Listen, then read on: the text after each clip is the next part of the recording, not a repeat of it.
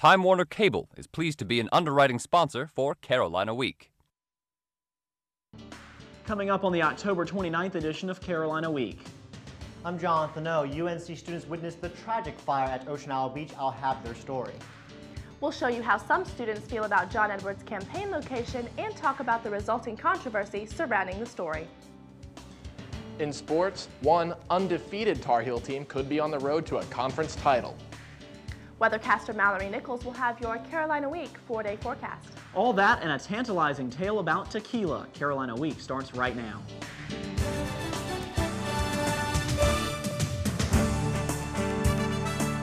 From the James F. Goodman Studio in the School of Journalism and Mass Communication at the University of North Carolina at Chapel Hill, connecting campus and community, this is Carolina Week. Hello, and welcome to the Monday edition of Carolina Week. I'm Sarah Huffman. And I'm Adam Rue. Thank you for joining us. The mayor of Ocean Isle Beach says investigators might never know what caused Sunday's beach house fire that killed 6 college students from the University of South Carolina and 1 from Clemson. Our Johnny O joins us from the studio, and Johnny, there's a Chapel Hill connection to this story. That's right, Adam. More than a dozen college students were at that beach house for the weekend, with many more in the surrounding houses, including several Tar Heels. According to officials, the fire broke out Sunday morning just before 7 a.m., and within minutes the blaze consumed the entire house. UNC students Rebecca Wood and Nick Kane were in a nearby house for an APO service fraternity retreat. The horrific scenes of smoke billowing and embers flying toward the house they were staying in is an experience they'll never forget. The smoke was so thick and the smell was just toxic. I'll never forget the smell of what it was like. I just really want people to know that these kids were good kids, that they weren't, out of hand. They weren't doing anything that normal people do when they go to the beach. As you said earlier, Adam, investigators haven't determined the cause of the fire, but the Brunswick County Emergency Services Director doesn't suspect arson.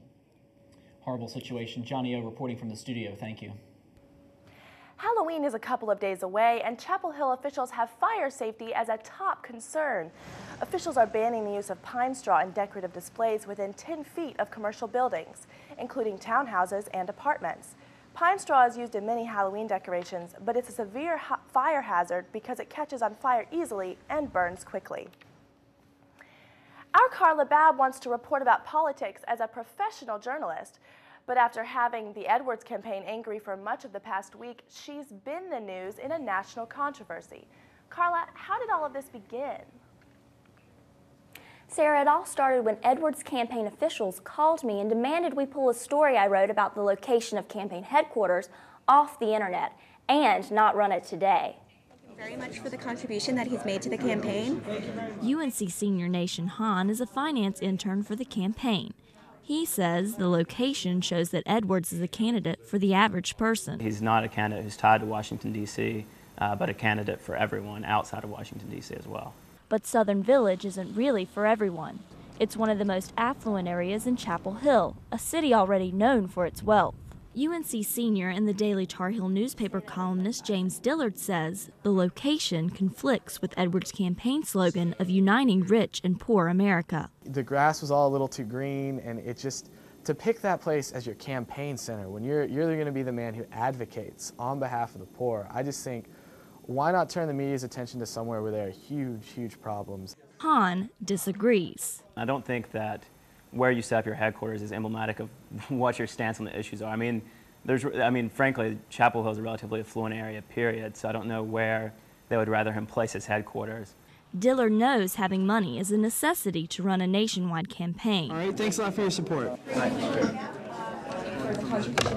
You think about the words of the poet, Jay-Z, who said, "I can't help the poor if I'm one of them, but I got rich and gave back." To me, that's the win-win. And so certainly a poor man can't run for president in this country. It's just not the way our political system is set up. And he says it's not Edwards' $6 million mansion that turns him off. The contradiction to me isn't necessarily that he's rich, because let's face it, poor people don't run for president, but to run on this campaign of uniting the two Americas, I'd like to see him step across the divide between the two. But Hans says that Edwards does cross the divide, with his help for Katrina victims and efforts with the Center on Poverty, Work, and Opportunity in the UNC School of Law. His work on the issues shows his commitment to poverty, not where his headquarters is located or where his house is located or anything like that. The campaign's efforts to get us to kill the story gained national attention on Friday, and that attention has continued through today. Carla, what have you learned from this situation? Well, I have a much better understanding about the power of blogs. I've received calls and emails from media outlets across the U.S. and even from a reporter in Pakistan. Carla Babb, live in the newsroom. Thank you, Carla. Political reporting professor Leroy Towns joins us now in the studio. It was an entry on his blog that alerted area and national media to the controversy. Professor Towns, what can we as students learn from all of this? Well, I think a couple things. One is that stories need to be accurate. There was a small inaccuracy in the YouTube version of this story, which made it somewhat more difficult to defend when charges came from the Edwards camp that it was a partisan attack on them. Secondly, I think this is a lesson in how the internet and blogs and YouTube have become so dominant in politics and journalism. And Professor Towns, I'm guessing there's something for political types to learn as well. Yes, that's right. I think that the basic PR tenet, the basic tenet of campaigning and politics is that if you find yourself in a hole, you should stop digging. And one of the reasons this story got to be as big as it did is because the Edwards campaign forgot to stop digging.